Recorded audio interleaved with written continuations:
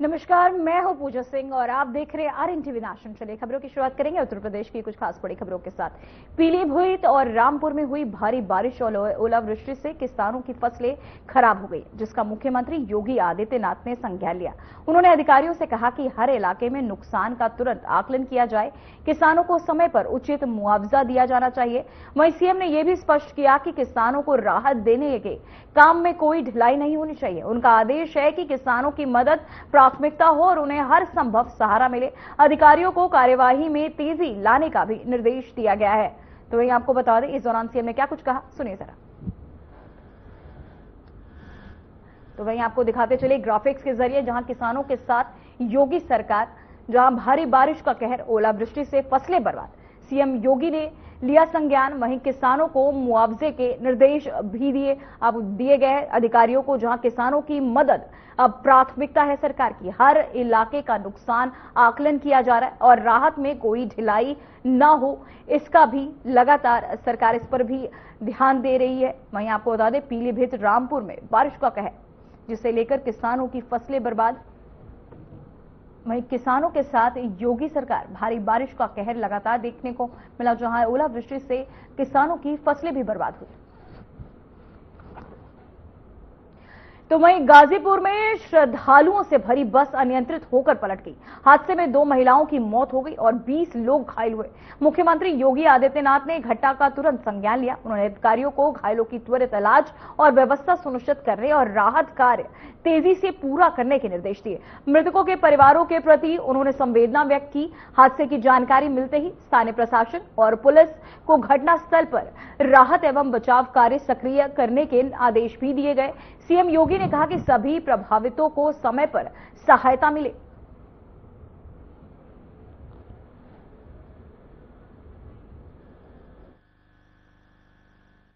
बस हादसा हुआ है, क्या है पूरा मामला सर, क्या स्थितियां हैं?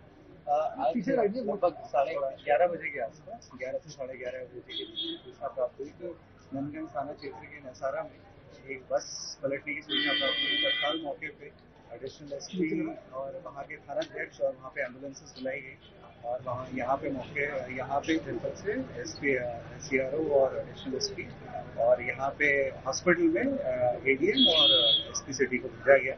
मौके पे जो परिस्थिति जो देखी गई उसके अनुसार महाराष्ट्र से एक बस, महाराष्ट्र की बस थी। महाराष्ट्र से लोग जो है दर्शन करने उत्तर प्रदेश में आए थे और वो अयोध्या जी के दर्शन करने के उपरांत नेपाल गए थे। नेपाल से संभवतः वो लोग चले थे और काशी विश्वनाथ जी के दर्शन के लिए जा रहे थे। जिस समय आज सुबह 11:30 बजे घटना हुई, इसमें लगभग 48 पुरुष और महिलाएं मिला के सवार थे, दर्शनार्थी थे और उसमें से 2 की मृत्यु हुई है। 2 महिलाओं की मृत्यु हुई है, जिनके नाम है अन्नपूर्णा 50 वर्ष जो कि अकोला की रहने वाली थी और सरस्वती 70 वर्ष जो कि बुल्ढाना की रहने वाली थी और लगभग 35 लोग घायल हैं, जिनका इलाज यहाँ मेडिकल कॉलेज में चल रहा है और उसमें 32 लोग सामान्य हैं और उसमें सामान्य प्लस फ्रैक्चर है। 3 लोग क्रिटिकल हैं, जिनका हम लोग इलाज यहाँ पे मेडिकल टीम कर रही है और जो भी आवश्यक सुविधाएं जो उनको दी जा सकती है इलाज के लिए से पूरे प्रयास करते हैं। यहाँ पर परमानेंटली एडीएम और एसपी सिटी भी डिप्लॉयड है और मेरे और एसपी महोदय द्वारा भी अभी यहाँ पर आके जो हमारे घायल लोग हैं उनके साथ वार्ता करी गई और उनसे पूछा भी गया। जहाँ तक घटना के कारणों का सवाल है, तो अभी इसकी जांच हम लोग पूछताछ करके, क्योंकि अभी हमारा प्रथम उद्देश्य ये है कि सभी घायलों को प्राथमिक उपचार सही तरीके से मिल जाए, तो वो करें। उसके बाद पूछताछ होने के बाद ही सारे कारण स्पष्ट हैं। सर, इन लोग का ये कहना है कि घायल के साथ एक व्यक्ति था, उनका ये कहना है कि किसी ने बस के ड्राइवर पर शीशा को पत्थर मारा था। मैंने आपको कहा कि घटना के कारणों की जांच हम लोग करेंगे, उसके बाद ही कुछ पता चलेगा। ठीक, थैंक यू सर। तो ये क्या है? ये थाना क्षेत्र में एक स्थान है नसारा, वहाँ पे एक बस जो टूरिस्ट बस थी, बनारस नंबर की बस थी, वो दुर्घटनाग्रस्त हुई है। अभी प्राथमिक कारणों में ये समझ में आया है कि अनियंत्रित हो गई थी किसी कारण से बस और डिवाइडर पे टकरा गई, चढ़ गई, उसके बाद वो पलटा खा गई।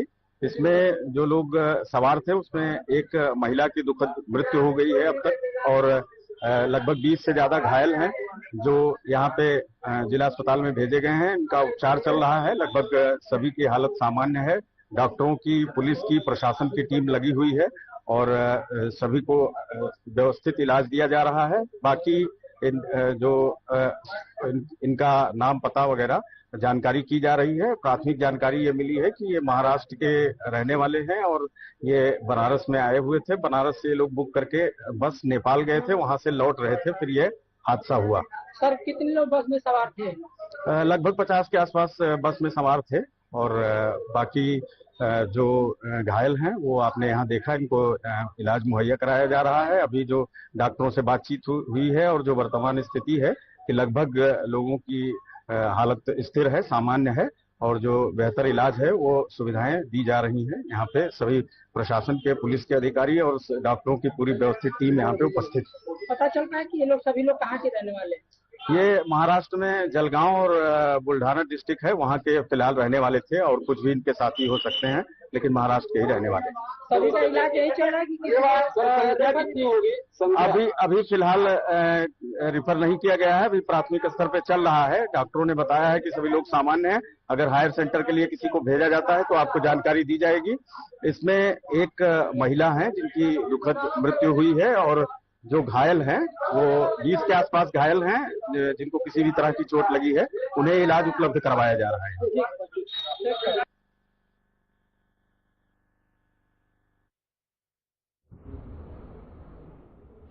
तो वहीं उत्तर प्रदेश पुलिस ने 12 आईपीएस अधिकारियों के तबादले किए। सागर जैन को डीसीपी प्रयागराज बनाया गया। मनोज रावत एसएसपी दक्षिण संभल, आयुष विक्रम सिंह एसपी सिटी बहराइच और वहीं विनायक गोपाल भोसले एसएसपी मेरठ पदस्थ हुए हैं। वहीं आपको बता दें अतिरिक्त जैन और एसएसपी ग्रामीण बुलंदशहर, जहां twinkle Jain ADCP Lucknow commissionerate और लिपि नागचा आपको बता दें एडीसीपी वाराणसी कमिश्नरेट बनाए गए। वहीं राजकुमार मीणा एसएसपी नक्सल मिर्जापुर, वहीं ऋषभ रोनवाल एसपी नक्सल सोनभद्र, आलोक कुमार एसपी पूर्वी प्रतापगढ़, वहीं ईशान सोनी एसपी जालौन और मयंक पाठक एसपी ग्रामीण सहारनपुर में तैनात हुए हैं।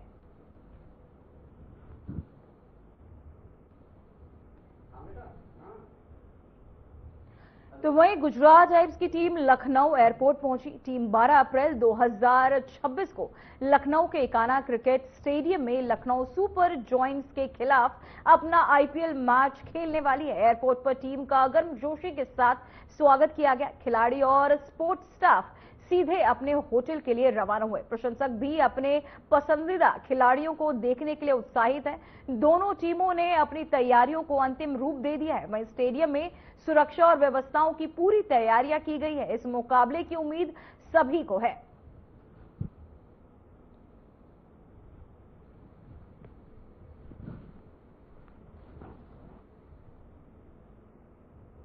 तो वहीं अलीगढ़ के मौलाना चौधरी इब्राहिम हुसैन के माध्यम से वक्फ संपत्ति पर कब्जा करने वालों के खिलाफ फतवा जारी किया है।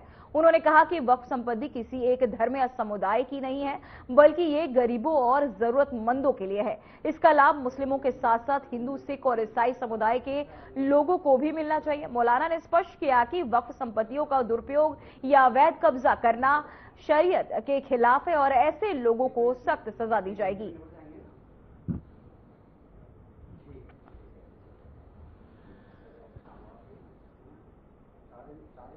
तो वहीं हजरतगंज थाने में समाजवादी पार्टी के नेता आईपी सिंह के खिलाफ एफआईआर दर्ज की गई है। शिकायतकर्ता धर्म सिंह ने आरोप लगाया कि आईपी सिंह ने मुख्यमंत्री योगी आदित्यनाथ के खिलाफ एक आपत्तिजनक वीडियो अपने ट्विटर हैंडल पर पोस्ट किया। वीडियो कथित तौर पर एडिट किया गया था। इस मामले में पुलिस ने आईपी सिंह के खिलाफ भारतीय दंड संहिता की धाराओं में आपको बता दें इसके तहत एफआईआर भी दर्ज की है। पुलिस अब मामले की जांच कर रही है। ये घटना सोशल मीडिया पर राजनीतिक बहस बनी हुई है।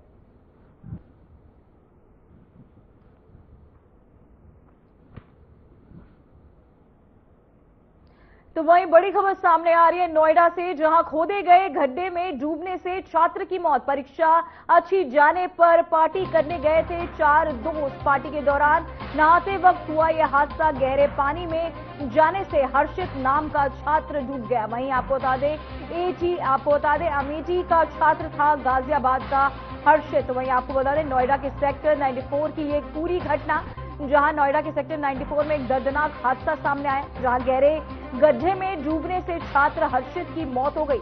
हर्षित अपने 3 दोस्तों के साथ परीक्षा अच्छी होने की खुशी में पार्टी मनाने गया था। इस दौरान सभी नहाने लगे, तभी हर्षित अचानक गहरे पानी में चला गया और डूब गया। दोस्तों ने उसे बचाने की कोशिश की लेकिन सफल नहीं हो सके। हर्षित गाजियाबाद का रहने वाला था और अमेठी यूनिवर्सिटी का छात्र था। घटना की सूचना मिलते ही मौके पर पुलिस पहुंची और शव को कब्जे में लेकर जांच शुरू कर दी है। तो वहीं आपको बताते चले इस दौरान नोएडा के सेक्टर 94 में ये दर्दनाक घटना हुई है, जहां गहरे गड्ढे में डूबने से छात्र हर्षित की मौत हो गई। हर्षित अपने 3 दोस्तों के साथ परीक्षा अच्छी होने की खुशी में पार्टी करने गया था, जहां नहाते समय वो डूब गया। दोस्तों ने उसे बचाने की कोशिश की लेकिन वो सफल नहीं हुए। गाजियाबाद का रहने वाला था और अमेठी यूनिवर्सिटी में पढ़ता था हर्षित। तो वहीं आपको अब ग्राफिक्स के जरिए दिखाएंगे, जहां फिर गड्ढे में डूब गई जिंदगी। तालाब में डूबने से छात्र की मौत, दोस्तों संग पानी में नहा रहा था हर्षित। हर्षित का शव पुलिस के कब्जे में है। गाजियाबाद का रहने वाला था हर्षित। वहीं आपको बता दें परीक्षा अच्छी जाने पर पार्टी करने गया था दोस्तों के साथ, जहां ये दर्दनाक हादसा हर्षित के साथ हुआ। परीक्षा अच्छे जाने की खुशी में दोस्तों के साथ पार्टी करने गया हर्षित नाम का ये छात्र तालाब में डूब गया। हर्षित गाजियाबाद का रहने वाला था और दोस्तों के साथ पानी में नहा रहा था। अचानक गहरे हिस्से में जाने से वो डूब गया। दोस्तों ने फिलहाल काफी बचाने की उसे कोशिश भी की लेकिन तब तक देर हो चुकी थी। पुलिस ने हर्षित का शव कब्जे में लेकर पोस्टमार्टम के लिए भेज दिया है। हादसे की वजह से परिवार और दोस्तों में गहरा दुख है। मामले की जांच पुलिस ने शुरू कर दी है। साथ ही आपको बताते चले शव को भी कब्जे में लेकर पोस्टमार्टम के लिए भेज दिया गया है। छात्र की मौत पर सवाल, ये ग्राफिक्स के जरिए हम आपको दिखा रही है पूरा मामला। निर्माण बंद होने के बावजूद गड्ढा क्यों खुला, इंजीनियर की मौत के बाद बनी नीति पर अमल क्यों नहीं हुआ, वहीं निर्माण बंद होने के बावजूद गड्ढा खुला क्यों छोड़ दिया गया। साथ ही ये बड़े सवाल जो है उठ रहे हैं, इंजीनियर की मौत के बाद बनी नीति पर अमल क्यों नहीं किया गया। क्या डेड पॉइंट को दफ्तर में बैठकर ही बना दिया गया। ये गड्ढा UPRNN के खुद खोदा था या निजी कंपनी ने खोदा। निर्माण बंद होने के बावजूद गड्ढे को खुला क्यों छोड़ा गया, ये जो सवाल है ये उठ रहे हैं। हर्षित की मौत के बाद, जहां इंजीनियर की मौत के बाद भी नीति पर अमल क्यों नहीं किया गया, ये बड़ा सवाल जो है उठ रहा है। निर्माण बंद होने के बावजूद गड्ढे को खुला क्यों छोड़ा गया। छात्र की मौत पर ये जो सवाल है उठते नजर आ रहे हैं। इंजीनियर की मौत के बाद भी बनी नीति पर अमल क्यों नहीं किया गया। लगातार क्या ऐसे हादसे होते रहेंगे, बड़े सवाल जो है उठ रहे हैं। क्या डेड पॉइंट को दफ्तर में ही बंद कर दिया गया, इंजीनियर की मौत के बाद भी क्यों नहीं जाग रहा प्रशासन। निर्माण बंद होने के बावजूद गड्ढे को खुला क्यों छोड़ा गया। छात्र की मौत के बाद ये जो बड़े सवाल है उठते हुए नजर आ रहे हैं, जहां इंजीनियर की मौत के बाद भी एक और ऐसा हादसा होता हुआ नजर आया। निर्माण बंद होने के बावजूद गड्ढे को खुला क्यों छोड़ा गया, ये बड़ा सवाल। तो वहीं फतेहपुर में रेड क्रॉस सोसाइटी का नया भवन डिप्टी सीएम ब्रजेश पाठक और मंत्री सूर्य प्रताप शाही ने आज उद्घाटित किया। मौके पर ब्रजेश पाठक ने सपा और कांग्रेस पर हमला किया और कहा कि विपक्ष महिला आरक्षण पर विवाद पैदा कर रहा है। उन्होंने कहा कि प्रधानमंत्री मोदी महिलाओं को सम्मान देंगे और कुछ लोग हिंसा कर सत्ता चाहते हैं। वहीं मंत्री शाही ने कहा कि पंचायत चुनाव समय पर होंगे, किसानों को हुए नुकसान की जल्द भरपाई होगी। सभी जिलों के डीएम को निर्देश दिए गए हैं कि नुकसान की निगरानी और भरपाई सुनिश्चित की जाए। भारतीय जनता पार्टी गांव के आधार पर वोट मांगने का काम करती है, जनता की सेवा करने का काम। ये क्या है, ये कोरोना काल आया तो देखे थे आप लोग, देखे थे ना कोरोना काल। रेड क्रॉस वाले तो लगे थे, भारतीय जनता पार्टी के कार्यकर्ता भी लगे थे। किसी को चप्पल पहना रहे थे, किसी को भोजन दे रहे थे, किसी को दवाई दे रहे थे, किसी को ऑक्सीजन दे रहे थे। और ये सब कहां बैठे थे जानते हैं? ये सब बैठे कहां थे? ये समाजवादी पार्टी के लोग अपने बंद घरों में नाक से देखते थे कि हवा भी नाक में न चली जाए, कहीं भी मानत नहीं। लेकिन भारतीय जनता पार्टी का कार्यकर्ता गरीब जनता की सेवा के लिए सड़कों पर निकल करके आम जनमानस की जनता जनार्दन की सेवा करने का काम। जो कोरोना की सुई लगाना हुआ तो जिससे जाकर मेदांता लगवाया है, बाकी सबका कहीं नकली भाजपा के लिए अपने चुपचाप जाकर लगवाएंगे मेदांता। इसलिए मेरे मित्रों, हमारे सब नकली लोग। दीदी ने कहानी सुनाई थी, ये कहानी हम भी सुना दी। हम कक्षा 3-4 में पढ़ते थे, मुझे याद आ रहा है, एक बार गिलहरिया बीच में आई, बारिश भी हुई है, हम लोगों ने एरियल सर्वेक्षण भी किया है। आज हम जाते समय हम लोगों ने बाराबंकी, अयोध्या, आजमगढ़ को देखा, लौटते समय हमने अमेठी, सुल्तानपुर और अपने अमेठी और रायबरेली और आपकी फतेहपुर। कल हमारे मुख्यमंत्री योगी आदित्यनाथ ने सभी जिलाधिकारियों को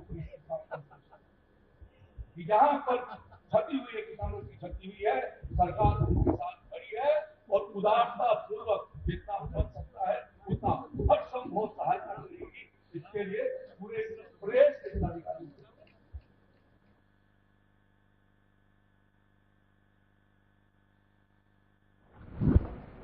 तो वहीं वाराणसी में कप सिरप गिरोह के सरगना शुभम जायसवाल के खिलाफ इंटरपोल ने रेड कॉर्नर नोटिस जारी किया है। वर्तमान में वह कथित तौर पर यूएई में है। भारत सरकार उसकी प्रत्यर्पण प्रक्रिया शुरू कर रही है। सीबीआई ने इंटरपोल के सहयोग से नोटिस प्राप्त किया। रेड कॉर्नर नोटिस का मतलब है कि आरोपी को किसी भी देश से गिरफ्तार कर भारत लाया जा सकता है। कुछ दिन पहले उसकी गिरफ्तारी भी हुई थी। वहीं आपको बता दें, इस कप सिरप मामले को लेकर ये पूरा मामला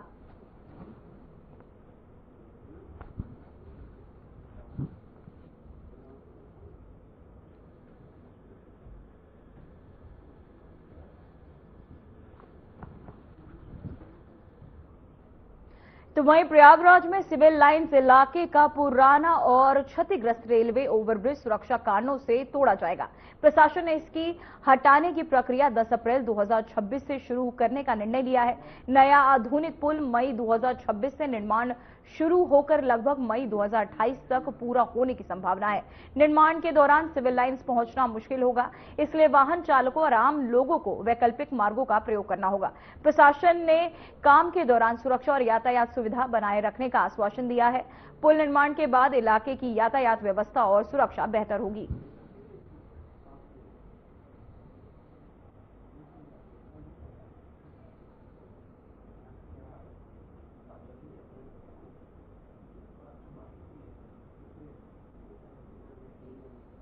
तो वहीं यूपी एसटीएफ ने शातिर ठग रुपेश भारद्वाज को नोएडा से गिरफ्तार किया है।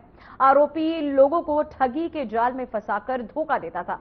पुलिस ने उसके पास से कूटरचित आधार कार्ड और 4 मोबाइल फोन बरामद किए। इसके अलावा पैन कार्ड, बैंक पासबुक और बैंक स्टेटमेंट भी जब्त किए हैं। एसटीएफ ने बताया कि आरोपी कई लोगों को वित्तीय नुकसान पहुंचा चुका है। वहीं गिरफ्तारी से अन्य संभावित गठित, आपको बता दें, संभावित ठगी के मामलों को रोका गया। ये कार्यवाही पुलिस की सक्रियता और अपराध पर नियंत्रण की क्षमता को भी दर्शाती है।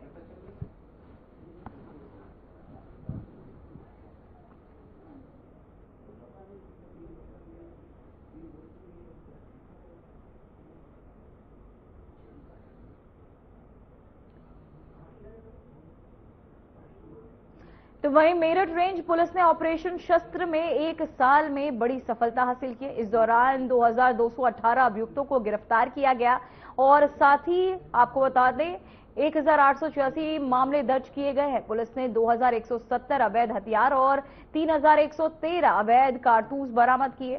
मेरठ रेंज में 7 अवैध हथियार फैक्ट्रियां पकड़ी गई, 2 गैंग पंजीकृत किए गए, 45 पर गैंगस्टर और 45 पर गुंडा एक्ट लागू हुआ।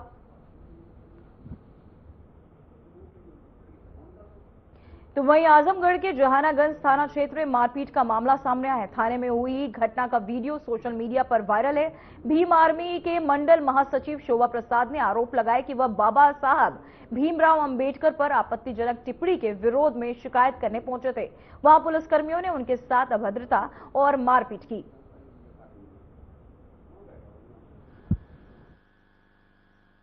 थाना जहानागंज पर डॉक्टर भीमराव अंबेडकर जी पर अभद्र टिप्पणी के संबंध में एक प्रार्थना पत्र प्राप्त हुआ। इसी क्रम में 8/4/2026 को दोनों पक्षों को थाने पर बुलाया गया था। एक पक्ष द्वारा वीडियो रिकॉर्डिंग की जाने लगी, जिसे पुलिसकर्मियों द्वारा मना किया गया। इस घटना की एक वीडियो बनाकर सोशल मीडिया पर डाला गया था और इसमें पुलिस द्वारा समझाया गया और जो मूल प्रकरण है उसमें आगे की अग्रिम विधिक कार्रवाई की जा रही है। तो वहीं मुजफ्फरनगर में नगर कोतवाली क्षेत्र में थप्पड़ गैंग की बढ़ती हरकतों से लोगों में डर है। 7 अप्रैल की शाम गौशाला मोहल्ले में मंदिर से लौट रहे दीपक के कान के पीछे बाइक सवार 2-3 युवकों ने जोरदार थप्पड़ मारा। थप्पड़ इतना तेज था कि दीपक की नाक से खून बहने लगा।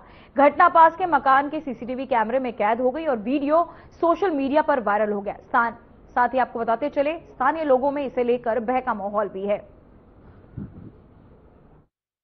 2 दिन पहले 7 अप्रैल की शाम थाना कोतवाली नगर पुलिस के संज्ञान में एक वीडियो आई जिसमें कहा जा रहा है कि गौशाला रोड कोतवाली नगर क्षेत्र में 2 व्यक्ति बाइक से चलते हुए एक पैदल चलते हुए आदमी के हल्का छू के या मार के जाते हुए नजर आ रहे हैं। और इस मामले को पुलिस के संज्ञान में आते ही बहुत तेज कार्रवाई की जा रही है। चौकी इंचार्ज आबकारी अपनी टीम के साथ कैमरों खंगाल रहे हैं, लोगों से पूछताछ कर रहे हैं। इन 2 लोगों की तो वहीं मैनपुरी के कुसमरा कस्बे में 25 वर्षीय करण मिश्रा की गोली मारकर हत्या कर दी गई। आरोप है कि इस वारदात में उसकी बहन पूजा दुबे और उसके कथित प्रेमी जितेंद्र ठाकुर शामिल है। वहीं करण मंगलवार को बहन को छोड़ने आया था, लेकिन रात में लापता हो गया। बहन ने परिजनों को गुमराह किया। बाद में पूजा के बेटे ऋतिक ने बताया कि जितेंद्र ने घर में ही करण को गोली मारी और शव ले गया। पुलिस ने आरोपी को पकड़ लिया। पूछताछ में उसने हत्या कबूल की। शव बरामद कर लिया गया है। पुलिस मामले की जांच कर रही है।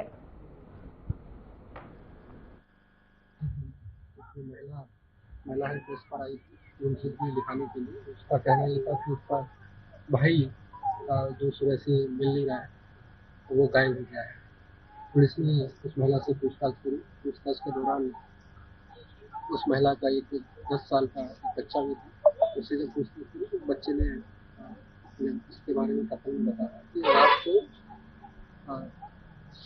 इसके जो भाई है उसको गोली से मार दिया गया है।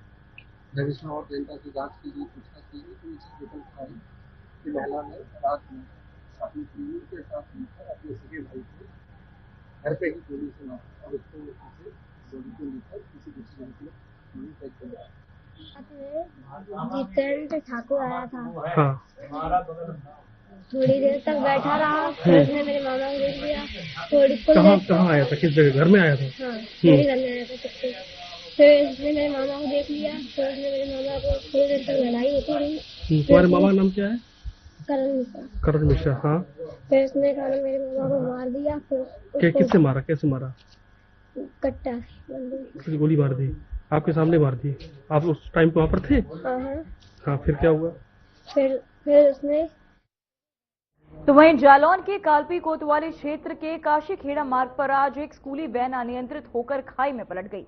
वैन में सवार 5 बच्चे, एक महिला टीचर और एक युवक गंभीर रूप से घायल हो गए। सभी घायलों को तुरंत नजदीकी अस्पताल में भर्ती कराया गया। गंभीर रूप से घायल बच्चे और महिला टीचर को राजकीय मेडिकल कॉलेज उरई भेजा गया। हादसे की सूचना मिलते ही डीएम राजेश पांडे और एसपी विनय कुमार भी मेडिकल कॉलेज पहुंचे। पुलिस और प्रशासन हादसे के कारणों की जांच में जुट गए और आपको बता दें ज्ञानदीप पब्लिक स्कूल की थी।